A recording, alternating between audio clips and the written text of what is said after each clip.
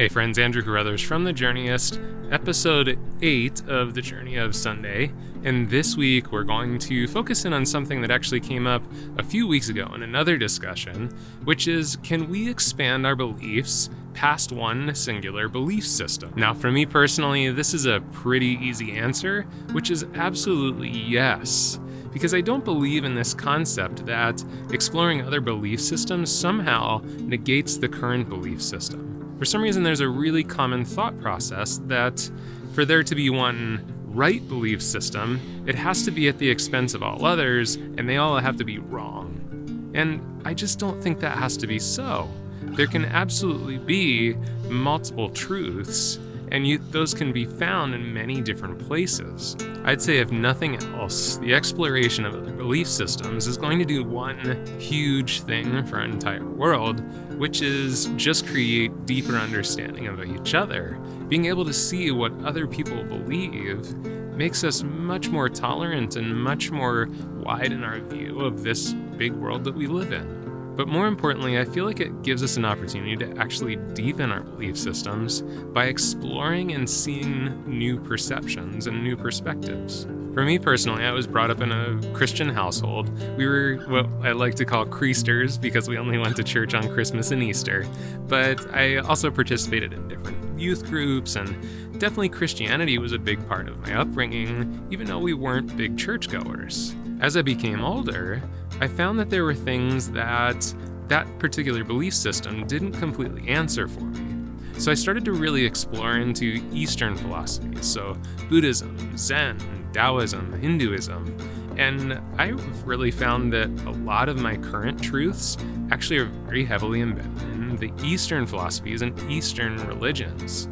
That being said though, none of what I've read or none of what I've learned since then has negated anything that I learned as a Christian when I was a child. And maybe this is a bit of a controversial statement to make, but I don't personally feel like I have to call myself a Christian so that I can still continue to hold on to some of those really valuable beliefs that I learned from the Bible when I was a child, any more than I currently have to call myself a Buddhist because so much of my current belief system really lives within the teachings of the Buddha.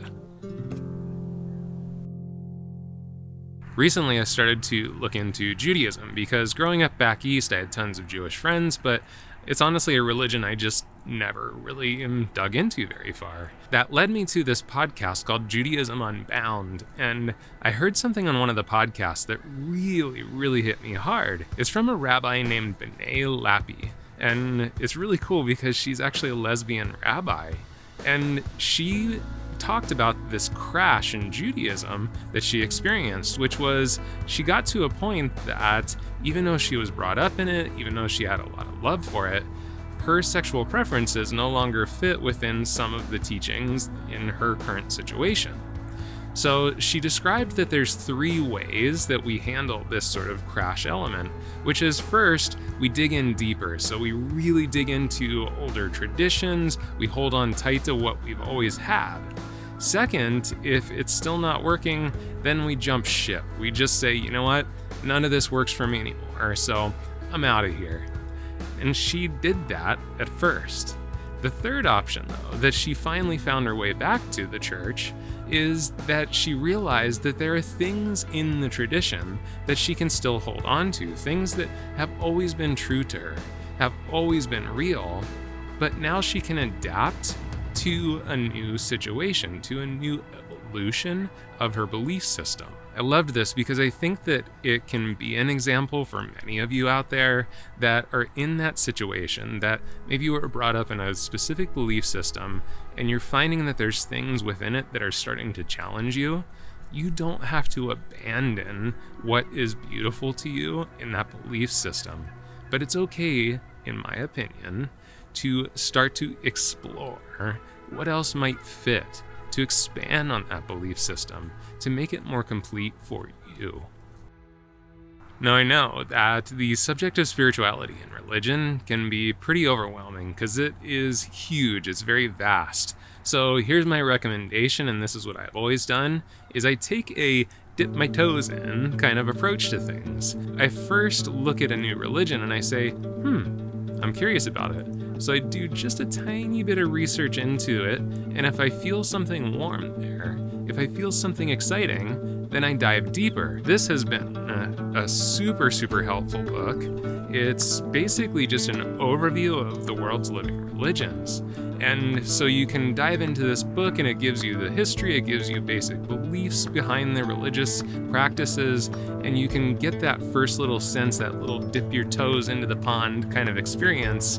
And again, if you find something that you're like, wow, I'm really enjoying this, then you can dive deeper into one of the bigger texts. So I know I've probably talked way too much at this point. It's going to be really hard to edit this video down to my 5 minutes that I try to keep the videos, but whatever, who cares, right? I'd love to hear what you guys have to say about this subject, because I know that it's maybe a little bit of a controversial one, and please be honest and share your thoughts with me, because that's the big purpose behind this project. Thanks for joining me for episode 8 of The Journey of Sunday. We'll see you next week. I'm Andrew Carruthers from The Journeyist.